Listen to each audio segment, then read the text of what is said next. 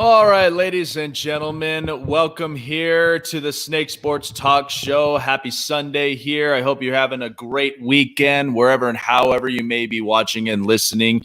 Facebook is where you can like me. Follow me on Instagram and Twitter, all my social media platforms here. I post on a daily. Also, follow me on Spotify for all my latest podcast episodes. And, of course, subscribe to the YouTube channels of the Spotlight Sports Network, your home for the Snake Sports Talk Show. Glad to be here this morning and glad to be here with all of you. I hope all of you guys are having a fabulous weekend. Started to kind of chill out a little bit, but we're still getting more of those about mid to late afternoon heat waves. It's an absolute killer. Sometimes that does happen here in the Vegas Valley, and not much really, any of us could do, but just kind of ride through the waves. Speaking of it, and I figured this would be a time really to kind of just express this a little more. So this is where I'll start my segment this morning with this. Because a lot of people, I've spoken to my colleagues, I've spoken to a bunch of fans on the show, and I've also spoken to a lot of people off the set. And I'm very happy of the fact that, we are getting sports back. I mean, the most important, the best part is that baseball, the exhibition games, I'll get into that at least in about a few minutes. But there is so much that has gone on in the past couple of days to even lead up to this point that we now have sports back. There are still some uncertain times, and there are still some uncertain things that are happening all around us. And, it just kind of left me to kind of break this down this way. So I know a lot of people have been having responses and a lot of people have been having questions and concerns if, in fact, we are truly going to have the season. Yes, we have a lot of things that are back, but are we truly really going to end up playing this season with how everything is panning out? I try to keep at least as much as the positivity and as much as, the spirits up for fans, for a lot of people, because I just feel like that there is just way too much negativity. There is too much anxiety. And I've had a lot of people that I've talked to and tried to, brighten up everyone's days as much as I can, as being just as a supporter. So with everything kind of happening with the tests, and a lot of these cases now popping up. I mean, I said this all over and over again. I'm happy enough that we have these tests for a reason. It's not there to end up scaring anybody because of the amount of cases that pop up each day. But at least the cases are being drawn. And the other thing is that everybody is being courteous. Everybody is being responsible. Now, we can't take away from the fact that sometimes, and this usually goes out to some of the 1%ers in the world, because we know that some of the 1%ers, they haven't truly figured that out yet, and which is fine. And you don't expect somebody to, you don't expect like the normal human being to just right off the bat find it like that. And sometimes over time, it does take time. And there's a lot of building. It's a building process. There's a lot of thorough checking. There is a lot of, deep down conversations. And there are a lot of things that we go through in our daily lives that help us to either get through a lot of situations that happen in our normal lives and even in today's world. So with all of this just happening left and right, because I've seen this in NHL with possible hockey players. By the way, the Boston Bruins, there were nine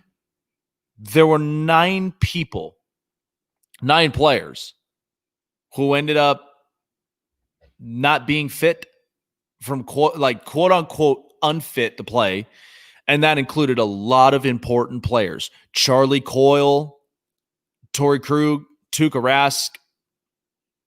I mean, these are important offensive and defensive guys.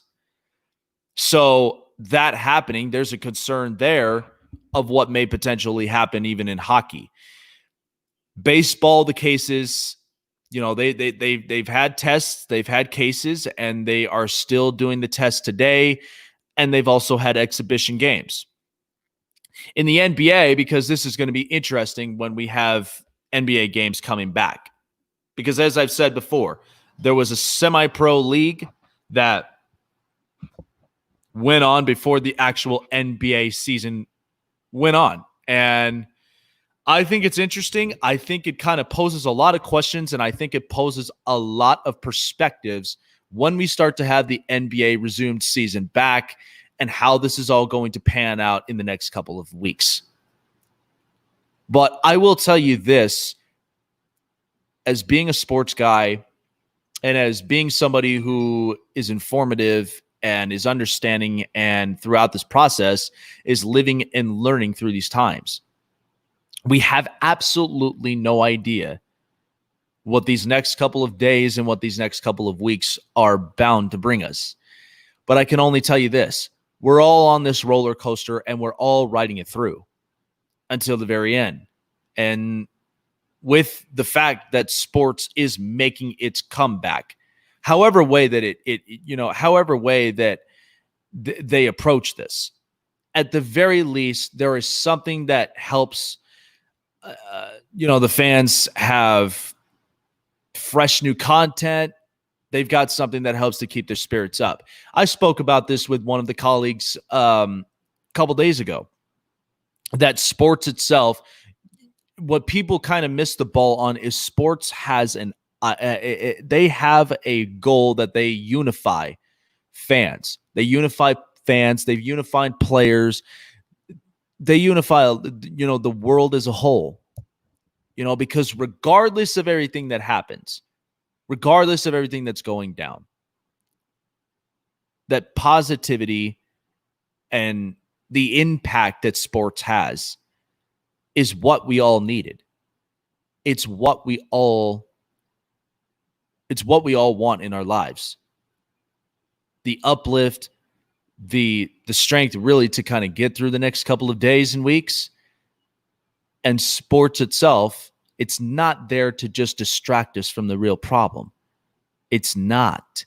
What it's there to do is it's there to uplift us through these coming days. I mean, you have to look at it from that perspective.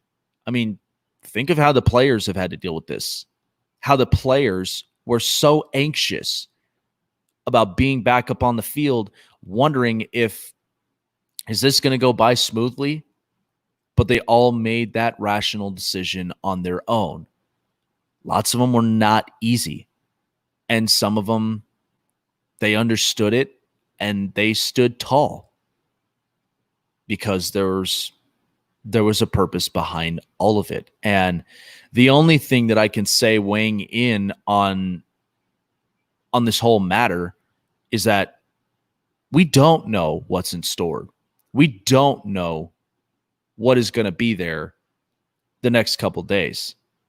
But the only thing that I can tell you, that this roller coaster that we're all riding on and just kind of going with the flow with it, the very least that we can do is continuing to stay healthy, continuing to stay safe, being courteous to one another, and just be more positively uplifting, because that's the only way we bring about change in our lives in every aspect.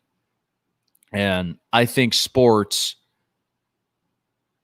the fact that having this back, however way it's approached, is one of the reasons why that it serves as that key. It serves as that key. It's a balance.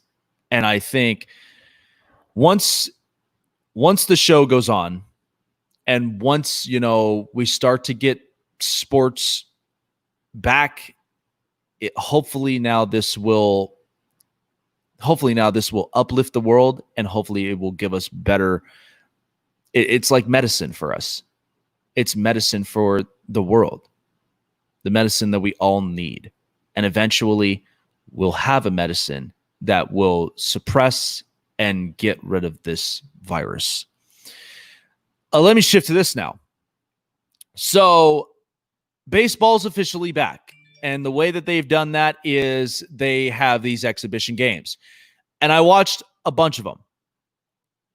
And it's much like I ended up talking about in the last couple days before leading up to the show is, listen, baseball, they know how to play this right. And it's interesting because now the NFL, even though they've produced an awful lot of great content, the NFL is now living in the mindset of uncertainty. We all thought they had a plan throughout the draft, free agency. This whole thing was going to end up going by smoothly, but now the NFL seems to be living in the world of uncertainty. You could even see it in the NBA.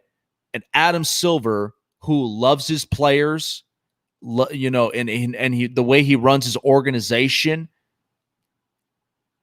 there's uncertainty there in the NBA as well. And Adam Silver has no idea what the next couple of days are in store.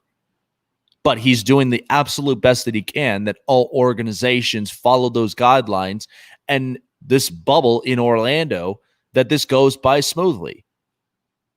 And in hockey, it's interesting here because, you have two hub cities, Edmonton and Toronto.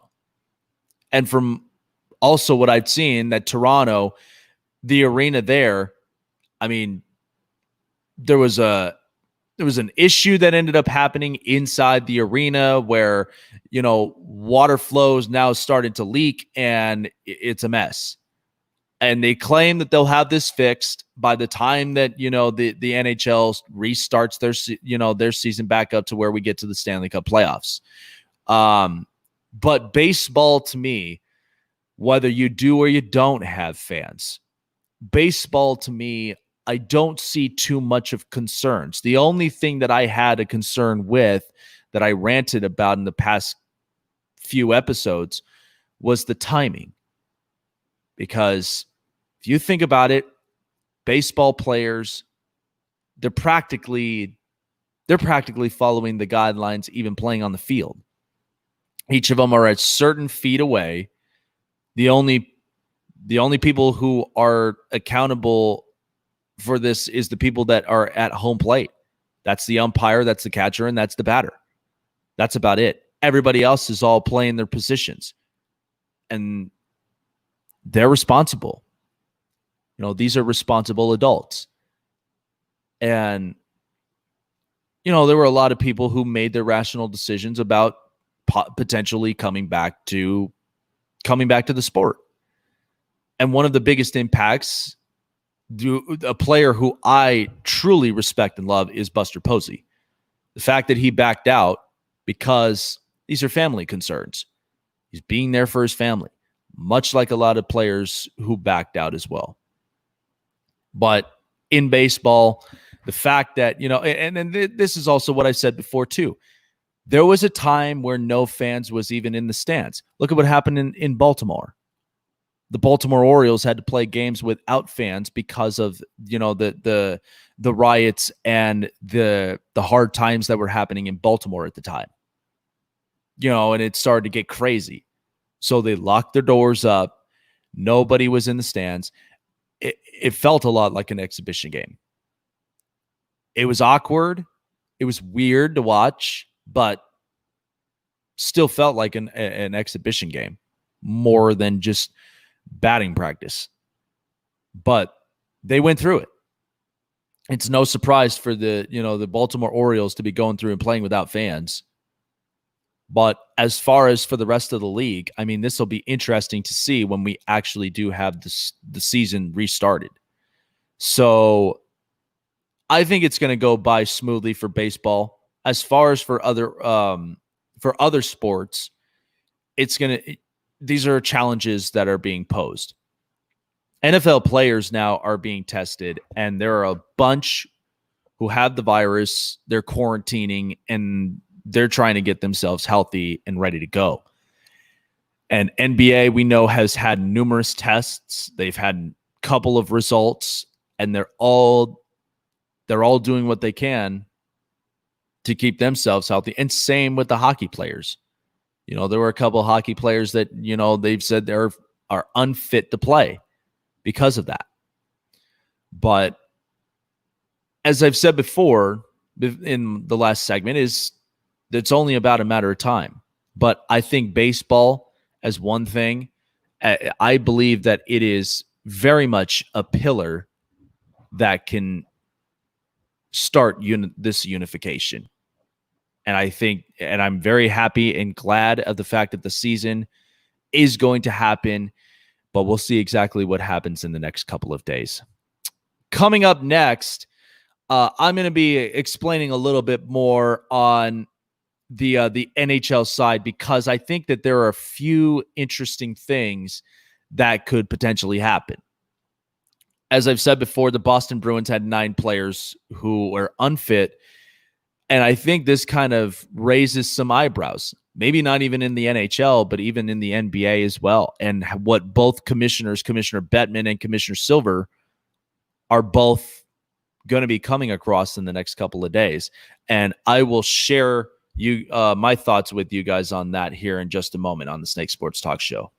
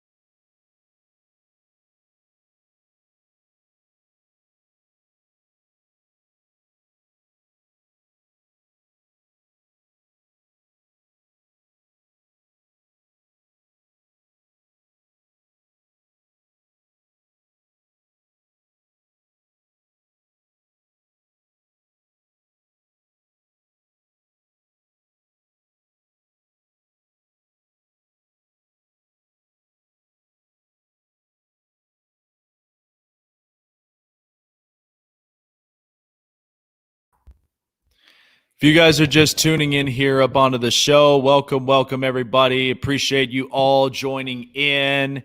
Hope you guys are all having a great Sunday morning. I certainly am here in the Vegas Valley waiting for the sun itself to come up. I mean, to me personally, I only hope that the sun just does not bake out here as bad in the Vegas Valley. And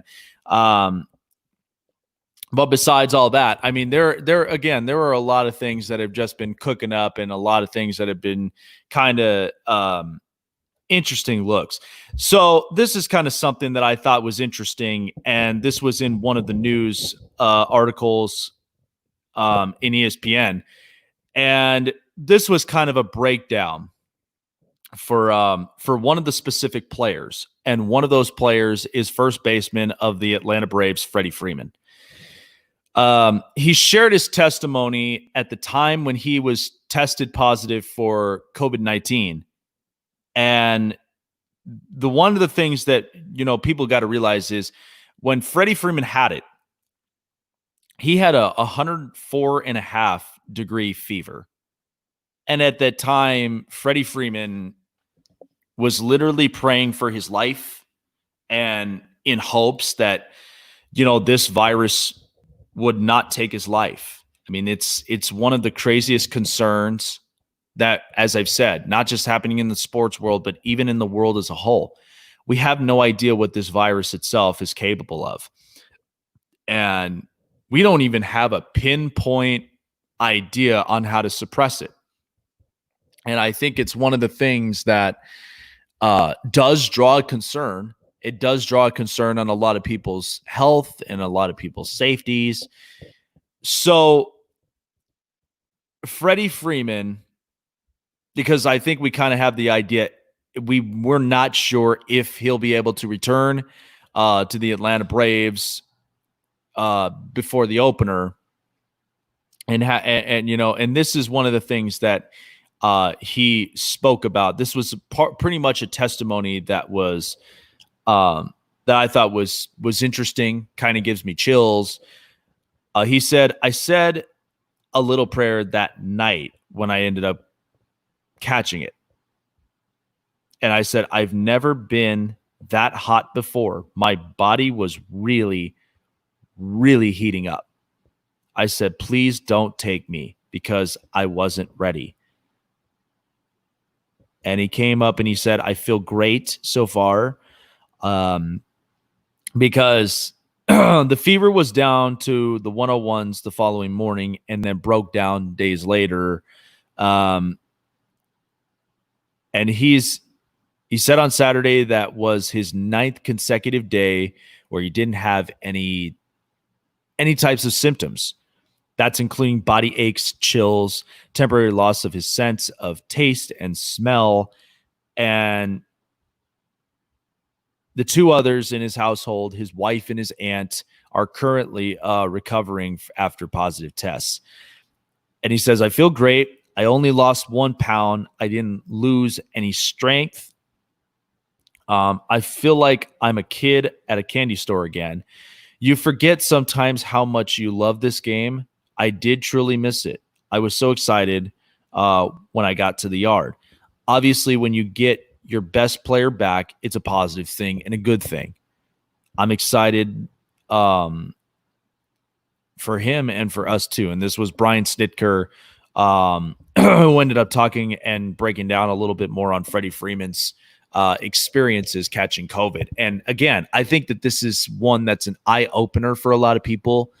The fact that we have no idea what this virus itself is capable of. And I'm not trying to basically, spread news like this out to, catch, to get people to kind of change their minds about, returning of sports and all this. I'm not trying to do that whatsoever. And the return of sports is going to happen, but there are a lot of players and fans who have this type of concern because we're not sure. We're not sure exactly how long that this virus itself will last. And the fact that having this type of experience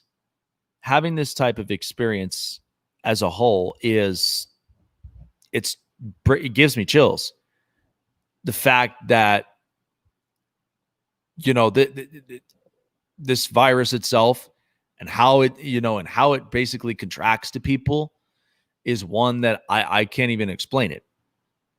And the fact, like him breaking it down, and Freddie Freeman is by far one of the most down-to-earth people in the Atlanta Braves organization. I mean, one of the most down-to-earth people outside the field, and pretty much like, it seems like he lives a little, he lives the simple life, the good life. But for stuff like this to happen, it's one that's worth a story to talk about, and I think that how baseball goes about itself and how that we're going to end up playing this out is ones that I think we are all going to end up keeping a sharp eye once we have baseball back. And once we, start to have sports back as a whole. We're all excited of the fact that it's returning. I mean, look, I watched a couple of exhibition games, and they were a lot of fun. You could tell that these players are happy enough to be back, and they're happy enough to, just to be out on the field again, seeing all the players, seeing all the coaches and staffs, and just even being out on the field. I mean, it's like he mentioned, it feels like you're a kid in a candy store again. The fact that you have that feeling of being a kid again and just being back onto the field and getting ready to work again. That's the most amazing feeling there throughout this time. But but let it be known that stuff like this is real. Stuff like this is real. And from it coming from a sports figure, and this speaks a lot more volumes. You don't even have to be a baseball fan to even just to understand it. But just being a sports fan in general, and hearing this type of testimony from Freddie Freeman is one that I think is going to open a lot of people's eyes. And it will probably end up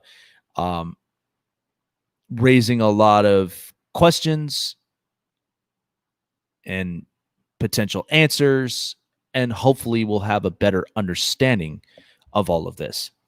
Time now for the hot press. So, sticking with baseball, apparently in the latest news that's coming up north of the border in Canada, that the Blue Jays are not allowed to play games in Toronto. This is a big deal from here. So they will not have home games in their home city of Toronto, because from what I'm being told, the Canadian government does not think it is safe for players to travel back and forth from the U.S. And back to the border of Canada, as because one of the countries was hit the hardest by the coronavirus. And so they figured it was a better idea to just not have home games in Toronto, in Rogers Centre. So instead, there are a couple of neutral sites that they are planning out for the Toronto Blue Jays. The alternate sites for home games is one in Dunedin, Florida, which is one of the training facilities, and among the states that are virus hotspots. And then there's also Salem Field in Buffalo, New York. That is the home of the Toronto's AAA affiliate, the Niagara River. It's just a little across the Niagara River. So this is a big deal for the Toronto Blue Jays. This is interesting because now there are not going to be any games played in the Rogers Center, especially with, the back and forth traveling. I said this too about hockey. I wondered how this was even going to pan out in the first place, but Canada did do the right thing as them being the home neutral sites for hockey, because if you think about it, it's stabilized climate weather, keeps the ice stable, and I think it's interesting. So hopefully for the Toronto Blue Jays, it's going to be very, very interesting, and probably a little bit awkward of the fact that they're not playing with, in their home state. They're not playing in their home field. But remember, I tell people this all the time. It's not a forever thing. It is not even something that, is what's going to last for a long time. This is all temporary. But I'm sure that they're going to figure this thing out. And I think that once, as I've said, once we pinpoint this virus as a whole, maybe it'll have a better understanding and maybe we'll be able to get back to our normal scheduled programs when it comes to sports. So, so still in baseball, the New York Yankees, Domingo Germán ended up sending in his apologies because a lot of people kind of seen in his Instagram post almost making it feel like, maybe there's a chance that he may possibly retiring. So this is what was saying here. So after Friday night steer, there were several cryptic Instagram posts implying that he was going to end up retiring from baseball. So Domingo Germán, of course, is suspended from baseball because of just the league's policies. Um, so from what he said here in this line is, to my teammates, the Yankees organization, and our fans, I am very sorry for the unsettling post last night.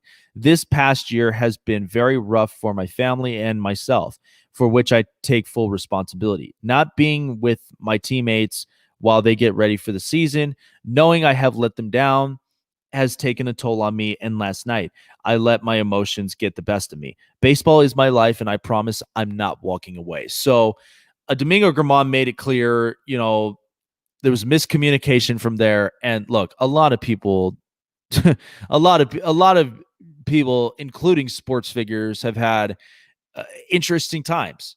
They've had absolute interesting times throughout this, and I think that you know, once we start to get a better understanding of what could potentially happen in the next couple of days and maybe further and beyond, maybe this will probably be put laid to rest, and maybe we'll actually have a better pinpoint on how to cure and how to kill off this virus, um, for the sake of a lot of people. So it's only just a matter of time. It's honestly just a whole matter of time. And as I've said, it's unexplainable. The more and more when people kind of pose questions, and the more and more that people kind of just you know ask numerously, trying to figure this out, and the people are kind of bouncing on and off the walls. It's interesting, but again, I just tell people, just keep it together. Let's get through this wave, and hopefully we'll have an understanding and a better idea on how to suppress this virus. So that was your hot press. I'm going to take a quick break from here. When I come back, we'll start to explain a little bit more on the NHL, because I do believe that when we get back into the Stanley Cup playoffs, at least somewhat of this bracket, there are a bunch of teams that are out there. We know that there are going to be a lot of concerns and a lot of questions. And I do believe that when we get it back, there are going to be some interesting surprises. And I think there's going to be some um, interesting names, and a couple of, and even teams as a whole too. But I also do think that there are going to be some disappointments in a sports, in a sports related kind of thing. But it'll be interesting. I'll break all that down when we come back. Snake Sports Talk Show.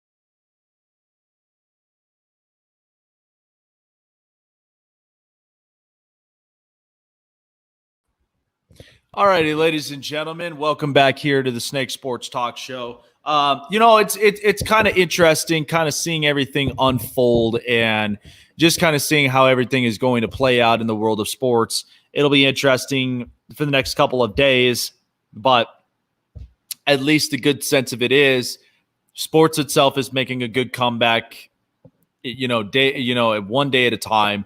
So, as I mentioned before with the NHL and with hockey, because we know that the two neutral sites, Edmonton and Toronto, is where they will be at. But the only concern is what's happening in Toronto in the Rogers Place. So it'll be interesting how they'll get this fixed up, because there was a malfunction inside the actual arena itself.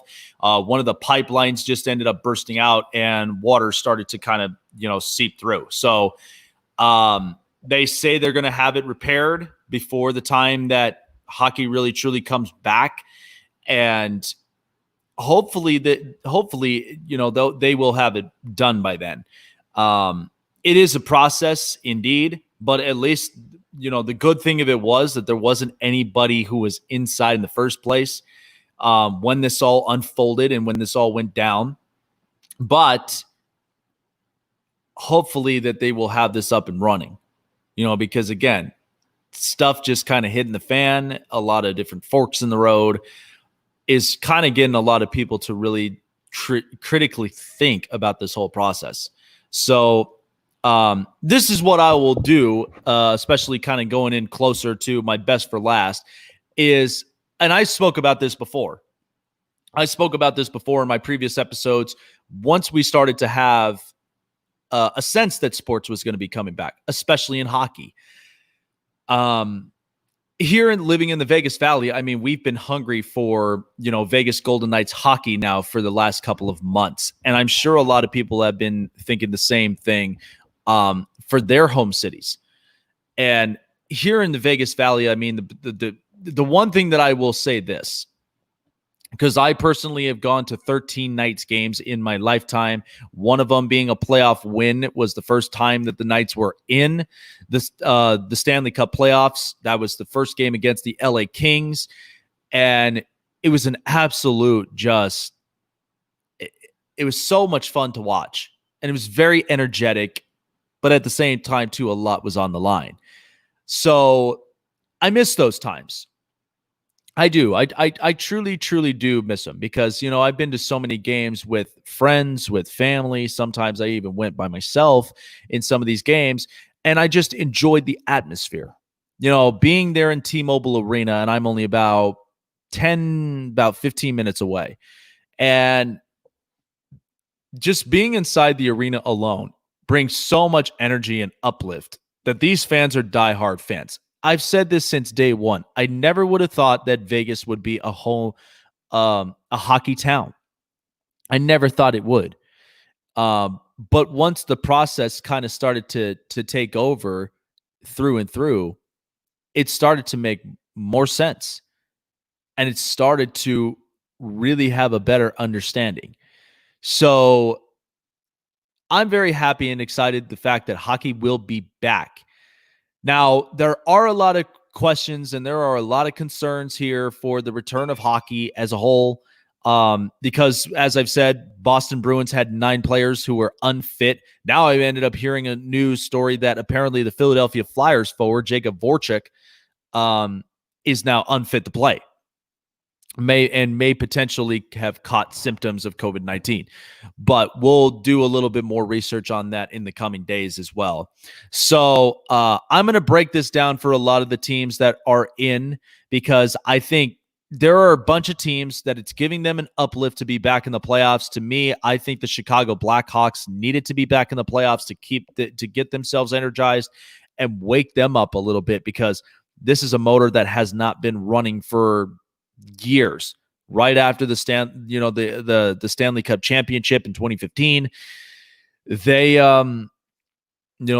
just ended up powering down, and not a lot has been the same in this organization. And I'll tell you, because Chicago has had numerous questions about What's going to be next now for a lot of these players? Patrick Kane, Duncan Keith, Corey Crawford. There's a lot of questions that are being posed, and we know with the trade deadlines, how much that has impacted so many other clubs, and some that has, kind of shook up a lot of these clubs to where they need to rebuild. We clearly know a lot about these other rebuilding organizations who are rebuilding for the future and rebuilding for the better. So the other teams as well. I mean, look, I kind of call them quote unquote throw-in teams like Nashville, Arizona, Minnesota, because look, I think they are good organizations, but I don't think that they are strong enough in this type of bracket to get through into the Stanley Cup playoffs. I think that there are a lot of questions and concerns, and I think that most of it is offensively. Nashville has not been the same aggressive power playing team as they once were. And then Arizona kind of has just been mediocre throughout this time, and they did acquire some real good players, but it only now is the question is, does this system fit for Arizona? Does this system fit? And Minnesota actually did they do produce some pretty good defensive players. I mean, Matt Dumba, Eunice Brodin, but now losing Jason Zucker and losing a couple of players. I mean, you still have Jared Spurgeon and Zach Perry, Eric Stahl. So Minnesota somewhat has an idea, but even at the same time, I can't even crack the code of the Minnesota Wild at all. There's just so much of these interesting concerns for them, whether or not if this organization will be strong enough. So here is where I'm going to end up laying down. So this is where I'm going to lay down what I think are going to be the best possibilities, the ones who are going to walk in with the utmost confidence, the utmost I think to me, like the utmost juice to get them through into this Stanley Cup playoffs. So here's where I'm going to look at it from here. I'm just going to basically name out a couple of teams. I'll actually, even better, I'll name out the 5 that I think will be better, and I'll name the 5 that I think will be disappointments in the Stanley Cup playoffs. So here are the 5 that I think are going to be big-time impacts in the Stanley Cup playoffs. So, number 1, I think, is going to be the Chicago Blackhawks. I think they're going to be a team not to sleep on. Chicago, as I've said, this is their awakening moment in their organization. Corey Crawford, Jonathan Taves, Patrick Kane, Duncan Keith, a lot of really, really good names on this roster that have not been in the Stanley Cup playoffs since 2015. And it's interesting. I think Chicago, since winning that Stanley Cup final, is a team that is going to have a lot of motivation, and you have to think of the opponent that they're playing, the Edmonton Oilers. I said this, that I think Chicago may come around as a sleeper in this playoff bracket, that I think they might actually upset the Edmonton Oilers, and I'll talk about them a little bit later on. But I think, to me, Chicago needed that moment and needed that opportunity, so they've got to break. They got to break through this, and so now they're not going to waste on this opportunity. Chicago's going to come out with some interesting stuff. Now, it may not be so impactful, but it is going to be one that I think a lot of people, it's going to draw their attentions.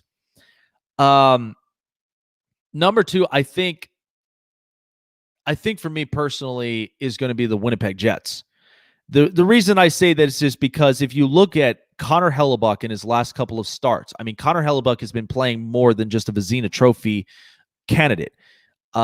He's been playing almost like an MVP, and the amount of saves that he has made throughout the last couple of starts, and just the goals on average. I mean, he's been playing his tail off, and he's played majority of the games. I mean, Brossois would come in some of the games where Connor Hellebuyck needs a break, but at the same time, if he's not up out there in the ice, sometimes it's a different vibe.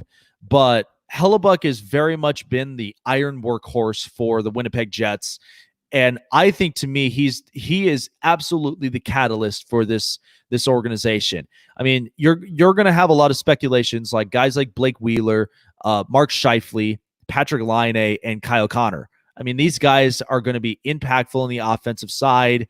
The defense, I think, still poses a question for me, but to me, I look at Connor Hellebuck and his playing style and how he's been playing probably since the shutdown of this COVID-19.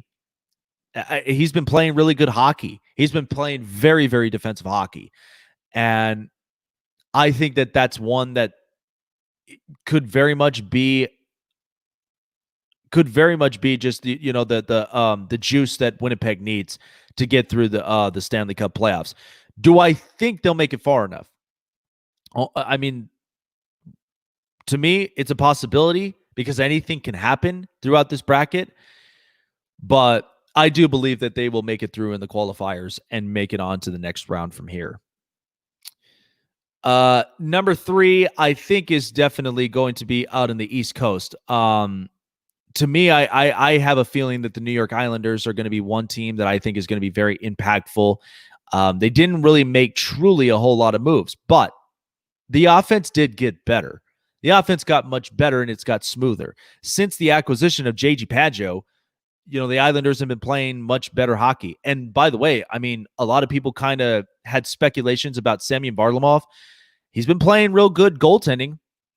I'm not denying that whatsoever. Now, it'll be interesting to see what he does in a playoff factor, because season is very, very different from the Stanley Cup playoffs. The Stanley Cup playoffs, you're bringing your all. You're bringing your A game to the table. And I think New York can pull this off. This was a team even last year I wouldn't sleep on. And that's one that I think it will pose a lot of questions for them. But I think the Islanders are very much walking into this Stanley Cup playoff bracket in the Eastern Conference with the utmost confidence and with the utmost determination to potentially be the dangerous sleeper team in the playoffs.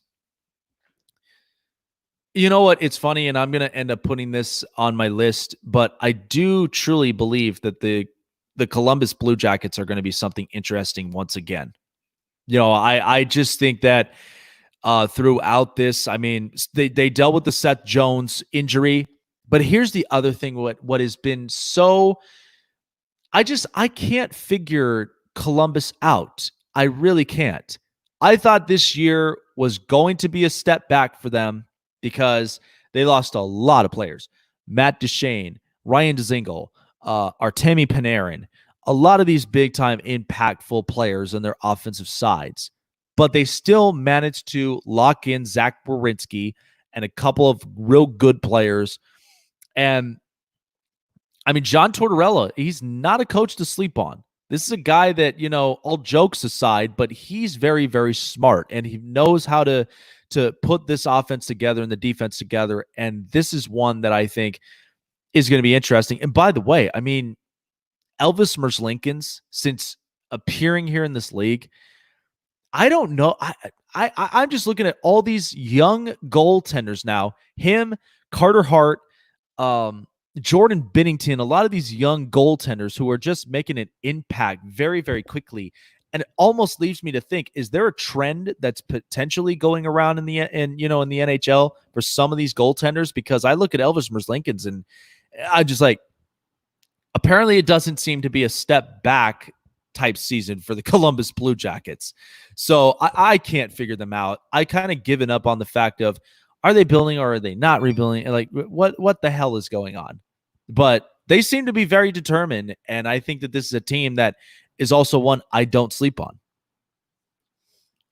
And finally, the impactful team here that I have, just as my last fifth segment, I think, honest and truthfully, I mean, I look at the Dallas Stars, and Ben Bishop has very much been an impactful goaltender all throughout the last couple of games and throughout the season as a whole. I said this even last year. I mean, the Dallas Stars was able to get through into the Stanley Cup playoffs, but this was also a team that got better defensively. Their offense started to click, and I think from last year after the CEO ended up, just throwing some of these players under the bus, Jamie Benn and Tyler Seguin, that was just their fuel of fire to get them going. And I think they've gotten to that point. And Ben Bishop is just playing out of his mind outside of guys like Connor Hellebuck and Tuukka Rask and even Andrei Vasilevsky. He's been playing out of his mind. I mean, if you look at the goals against average and the save percentages for Ben Bishop, it's through the roof. He's been playing with this determination that, we're winning more games, defense is getting better, and we're getting stronger by the minute. So those are my 5 that I think of: the Chicago Blackhawks, the Winnipeg Jets, the Columbus Blue Jackets, the New York Islanders, and of course the the Dallas Stars. So then here are going to be my 5 disappointing teams who I think there's too much hype, but I think they're going to sell themselves short. Number 1, I do believe, is the Toronto Blue Jays, or the Toronto Maple Leafs. Listen, I know it's a shocker to everybody that's going to tell me that. I'm probably going to get some pushback about the Maple Leafs throughout this whole thing. But listen, there's a lot on the line, regardless of COVID or not. There's a lot on the line for the Toronto Maple Leafs. I mean, they walked into this season now paid forwards deep, because you had last year where they paid John Tavares. They then paid Austin Matthews this year, William Nylander, Mitch Marner, and a bunch of other really good players. But the way you kind of just set yourself when it comes to, financially and being financially stable, I just don't think Toronto is going to be financially stable throughout this process, because I think at the end of the day, if they get knocked out by Columbus, that's the pressure. If they get knocked out by Columbus, this thing's going to blow up. And listen, it's not to take away from Frederik Andersen, but from the way that I've seen him play, he just doesn't look like a strong enough goaltender to be playing with games on the line, much like a Connor Hellebuck and a Marc-Andre Fleury and a lot of these veteran goaltenders who've been in the league. I think Frederik Andersen still is trying to figure that out, but that's the pressure that's going to be on Toronto's shoulders throughout this whole thing. Number 2, it's definitely going to be the Edmonton Oilers. And look, I know what all of you are going to say, but what about Connor McDavid? What about Leon Draisaitl? What about I'm not worried about what Edmonton's offense is capable of doing, because look, we watch Connor McDavid all the time. He does remarkable things, and Leon Draisaitl being his straight number 2, and they acquired a lot of players. They acquired Tyler Ennis and Andreas Athanasiou. Now, the hard part is Mike Green backed out because of the COVID concerns, which is understandable. But I think part of it is, I think a little bit of their defense is exposed. And by the way, the way I look at this too, I truly don't trust Mikko Koskinen. I really, really don't. I think that, even though he is a good goaltender from the way that I look at season-wise, I think there's just going to be an awful lot of pressures on his shoulders to try to make good quality saves, but also at the same time grind out each minute of each period for Edmonton to keep themselves in close games. Number 3, I do believe, is the Calgary Flames. Look, I look at this team and they got in, but the only big concern I have is now what are they going to end up doing with it? Because this offense has been so tacky. I can't even put a finger on it on what this offense is capable of doing. They don't look to me like an aggressive team. This is a team that even a season ago, which got red hot, and they were very much riding the momentum train. But I look at it now, Johnny Gaudreau doesn't seem to be anywhere to be found. Matthew Tkachuk still tries to produce as much as he can. Sean Monahan and even Elias Lindholm. I mean, these are guys that I think that have kind of, they'll start hot, but then eventually they get burnt out so quick. I mean, versus from what last year brought us, this is going to be interesting for Calgary going in. And I mean, look, I love David Rittich. I mean, I think he's a very, very talented goaltender, but you got to have the good offensive weapons, and you got to be aggressive through these times in the playoffs. I mean, Calgary, I think, is going to be faced with that. Their backs are against the wall, and I'm not sure if they're going to be the very impactful team that everybody, that some people may claim to think he is. I mean, I haven't seen that even throughout the season.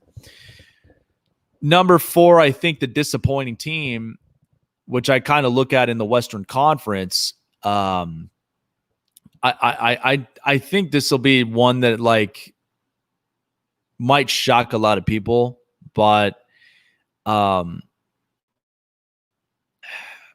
it's kind of tough. It's kind of interesting, but I don't think that because I look at Arizona and I just look at all of these components, and I don't think Arizona just really has the components to be a competitive team. I really, really don't. There's just so many different concerns with them. There's so many questions. I'm not sure exactly how this is going to pan out for them. This is a team that I think might blow up at the end of the year because, I mean, number one, Taylor Hall is going to be a free agent. And there's questions and concerns surrounding him and a lot more other players.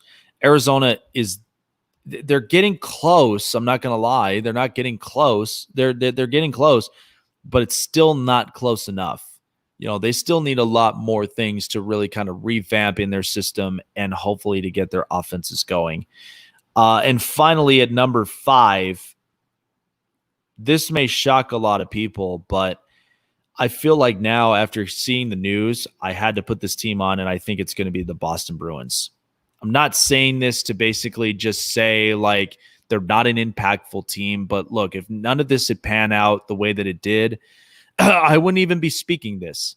But you have to think about it. These guys on this list, these guys that have come out and they're unfit, that's a curveball. That's a curveball. Tuukka Rask, Torrey Krug, Charlie Coyle, that's a curveball. That's a gut punch.